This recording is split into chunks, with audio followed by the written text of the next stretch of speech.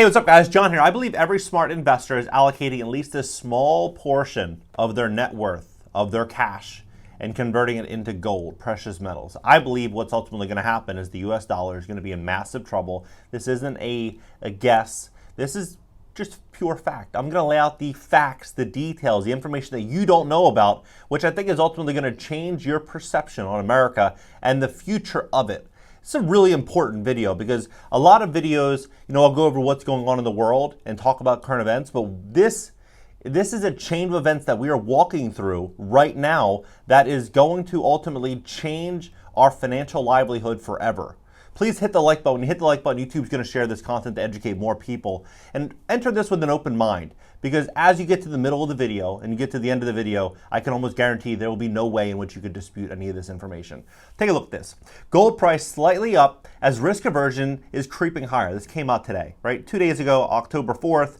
Central banks are stocking up on gold. Central banks have been racing to stock up on gold this year. Turkey has led the change. Turkey has an 84% inflation rate.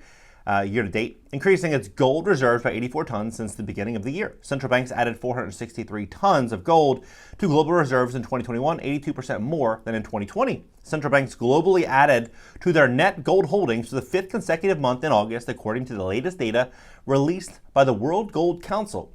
On net, central banks added 220 more tons of gold to the reserves. Three banks drove buying in August, and there was notably no sellers. So nobody's selling gold. We have record high inflation, and now all the chaos that's occurring, they're buying gold because it's a hedge, not just against inflation, but against insanity. That, essentially that's what the world is right now. Everything's going crazy.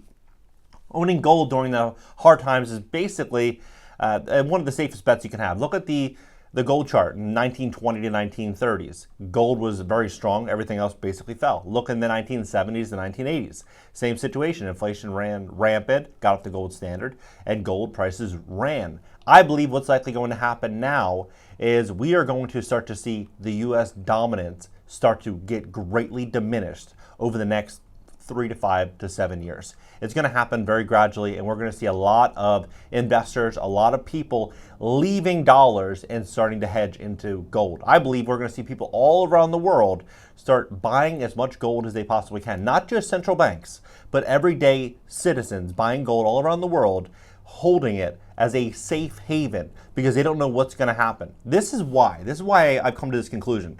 Turkey was the biggest buyer in August and has added more gold than any other country in 2022 to date. With its 8.9 ton purchase in August, Turkey has increased its gold reserve by 84 tons year to date. Turkey now holds 478 tons of gold between its central bank and treasury holdings, the highest level since Q2 of 2020. Uzbekistan added 8.7 tons in its reserves in August, roughly the same amount as the previous 5 months. This brings its year-to-date net purchases over 19 tons despite having begun the year by selling almost 25 tons in the first quarter. Gold reserves amount for just over 60% of Uzbek's total reserves. After being the only notable seller, Kazakhstan bought 2 tons of gold in August. Total Kazi gold reserves stand now just shy of 375 tons, down almost 28 tons since the start of the year.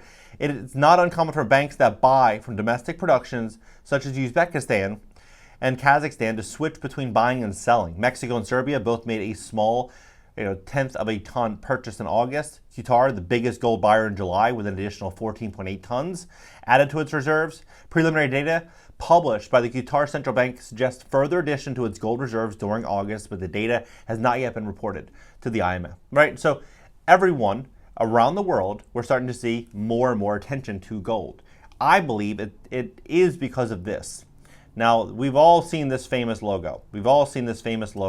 Some people don't believe it, some people do. Well, I'm going to basically handle any type of rebuttal as to if you do or don't believe this. This is the past. Let's say we'll go all time, and then we'll refresh it. You can look at all the logos, right? Refresh it. We'll go past year.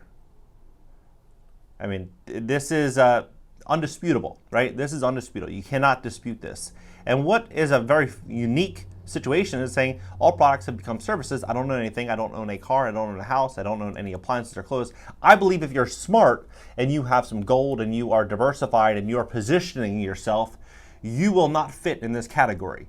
It's the ones that I believe that are going to be extremely leveraged, that can't go through the tough times. The tough times are going to be coming. It says shopping is a distant memory, right? But it also goes on to say that we've cracked clean energy and borrow what we need on demand. It sounds utopian until she mentions that our every move is tracked, and outside the city swaths of disconnects, the ultimate deception of the society split in two, right? It says the clean energy. And then we look at an article that just came out 6 hours ago. Bloomberg, investment in renewable energy needs to quadruple by 2030, the same exact date, right? So it needs to quadruple by this date. Then we look at just simply here, their supporters, the same exact publication is going in line with the same exact step 2. I believe it's step 2 here. Yeah, step 1, right? So, but then you go down here to step 3, UN's dominance is over. We have a handful of global powers. Kind of reminds me of the BRICS payment system, with Russia, India, China, and all the other countries that are now joining. There's a lot. It's already a third of the population. There's more and more and more countries joining. So I think by the time that we hit this type of date, there's going to be many, many more countries that are going to be a part of BRICS. Nation states will have staged a comeback, writes Robert McGullough, research director. And it says instead of a single force, a handful of countries, the US, Russia, China, Germany, and India and Japan, chief among them, so many of which are already in BRICS, show semi-imperial tendencies. However, at the same time, the role of the state is threatened by trends including the rise of cities and the spread of online identities. So that's what I'm thinking is going to happen. I believe what we are going to start to see is we're going to start to see central banks no longer being able to really tame inflation. I believe the US dollar is going to have a really, really big speed bump ahead. Let's just put it that way. It's going to get really hard because if we look at what the US dollar represented, it was the army, it was the military, or the army, it was the production of everything that we sold 50 years ago. It was fossil fuels, all these things, but we are getting greatly diminished. Every decade we're selling and producing and contributing less, but yet we're selling even more and more and more debt to the world. I believe what's ultimately going to happen is these other countries, where they're going to start trading more and more and more outside of the US dollar, we're going to have a harder time. We're going to have a harder time staying afloat with strategies that we're currently using and the strategies we've used over the past few decades. And what's ultimately going to happen is things are going to get a hell of a lot harder here in America. And we are then going to see deep-pocketed investors, pension funds. We're going to start to see all these insurance companies start to look in ways in which they can diversify themselves from America and the problems that we are going to be stepping into. And one of the ways they're going to be doing that is either buying hard real assets, maybe even American real estate, but buying it at the right price. And then they're going to be buying obviously distressed companies, infrastructure.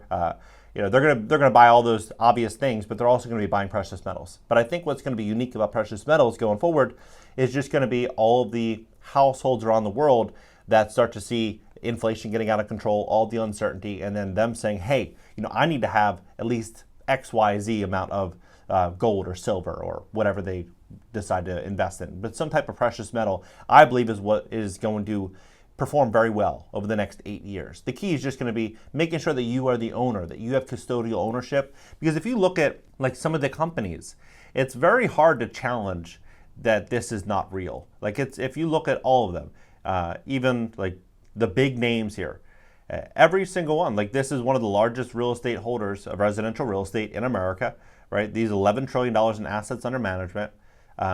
All of these, Bank of China, Bank of America, all these really, really big banks, they're all here, right? Even if you go to, like, let's just look at the next one. For C, you have, Citigroup. Like all of these huge companies, Chiba Bank, China Energy Investments, Credit Suisse, right? Like you have all these big names.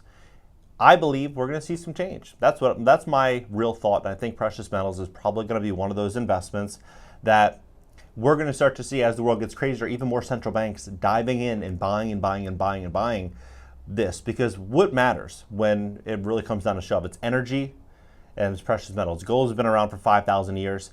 I believe it's not going to go away in another 5,000 years. I think gold is going to be here to stay. If you would have asked me that question 5 years ago, 10 years ago, I wasn't excited about gold. I didn't really care. It was a very boring investment that maybe offered some type of stable return. But what was not appealing is you have to pay to store it, unless you're storing it yourself, and then it's not producing an annual yield. So you're basically just holding something. But if you are looking at what's happening with the dollar, you're essentially holding a negative yield. But I do believe it's going to be important to hold cash in the short term because there's going to be a lot of distress in the markets. There's going to be a lot of distress all over the world. You want to have enough cash to be able to go out there and buy the distress. I just think that you should allocate some portion of cash to precious metals. That's not financial advice. That's just my opinion. I believe that a certain portion of cash should be allocated towards gold, at least on a 10-year horizon. But what are your thoughts on this whole situation? Do you believe this? Drop your comments below. Let's have a conversation about it. Hit the like button, subscribe here, and subscribe to my second channel. It's an interactive call-in show. Releasing a new video there today as well. And podcast every Friday on that channel. And LinkedIn, Instagram, Twitter, and TikTok up in the banner. You can click the links right in the banner. And also, if you need help fixing your credit, we would love to help you at CashNow.video. If you'd like to make money from home, CashNow.video /money. Join the Discord.